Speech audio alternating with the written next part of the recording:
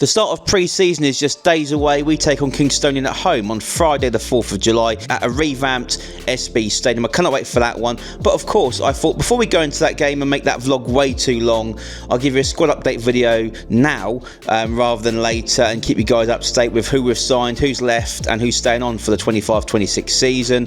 There's been quite a few departures, which I'll go over in a minute. There's been quite a lot of amazing new signings, and surprisingly quite a few players have stayed on for the next season as well. I'm going to kick things off with those that have departed the club, and I'd like to wish these guys all the best. First of all, Darryl Harrison has rejoined his old club, Chertsey Town, alongside former teammates Ashley Lodge and Gary Abersogan. Darryl was a fantastic personality at the club. I will miss his jokes ever so much. They were so bad that they were actually quite funny. But he's joined up with, of course, Ashley and Gary at Baldwins Lane, who were also ex-Robins. I'd like to wish him all the best back at Baldwins Lane. I'm sure it'd be a great season that Chertsey are going to have. Elliot Legg, Joe Rawlinson and Teddy Howe have also left the club. They are currently without a new club, so hopefully those guys can find a club very soon. Johnny Effigy has linked up with former Robins manager Bobby Wilkinson at Swindon Supermarine. Bobby surprisingly joined Swindon Supermarine over the summer. It seems like a good move for him, and he has signed Johnny Effigy, who I think wasn't really given the chance to shine at Bracknell.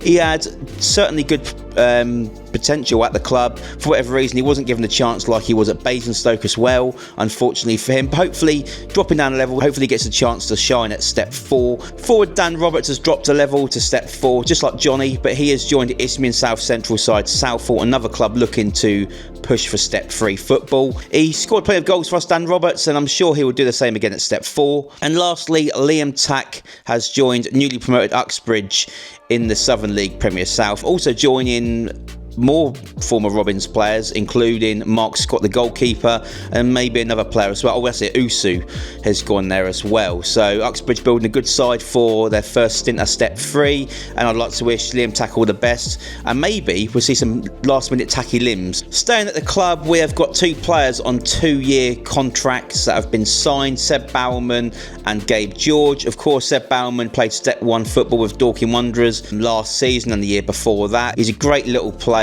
really pacey, really skillful. Glad that we got him for 2 years. Same with Gabe George as well. Really excited and happy that he is staying on. I didn't realise that we were signing players on contracts, but we've got 2 of them on 2-year deals. Also staying, Max Herbert, Jordan Esprey, Michael Ecott, George Knight and Anthony Cheshire. So that completes those that are staying with us. These are all great re-signings for the club in their own right. Last season was one to forget. I just feel like these players that most of them that we have kept on, they didn't all have great seasons last year, but they are deep down fantastic players with great personalities, and I think under Jordan Ive we will see the best of them once again next season. Moving on to our new recruits. Well, our first one isn't actually a new recruit. He played for us just 2 seasons ago. It is the return of club legend forward Joey Grant. He scored 118 goals in 240 appearances previously for Bracknell Town. Great personality as well, a bit like Darryl Harrison. He's really joking. I just can't wait to see him again, and hopefully his second stint at the club is just as successful as the first. Ethan Kaiser, a centre-back, has joined from Lewis in the Isthmian Premier League. He is 6'4". We lacked a lot of height at the back last season apart from Darryl Harrison. It's great to have Ethan on board at the club. Alfie Pavey is a striker who is formerly of Eastbourne and Farnborough. He is another tall player, but this time up top. Again, a bit like defence, I feel like with up top we only had Jordan Esprey, and he's a great player but he hasn't got much height to him, so I think having Alfie Pavey is a great option for us. He scored 7 in 35, I think it was last season in the National League South, so we've got some step 2 experience there. Now these 2 I'm very excited about. Francis Amati, a winger, has joined from Slough Town. He is so quick. He's very skillful as well. I saw him play against Bath City last season, but he also joins alongside another Slough Town player in Jean Mal Prosper, who is a right back, 32 years old, ex-Chesham. He scored 11 goals for Chesham actually, so even though he's a defender, he does score a few goals, and he even played for Dominica. A lot of experience with him, and I just can't wait to see these 2 put on the Robin shirt. Another centre-back that I'm very excited about is Charlie Kennedy from AFC Tottenham. He spent 3 years at Tottenham.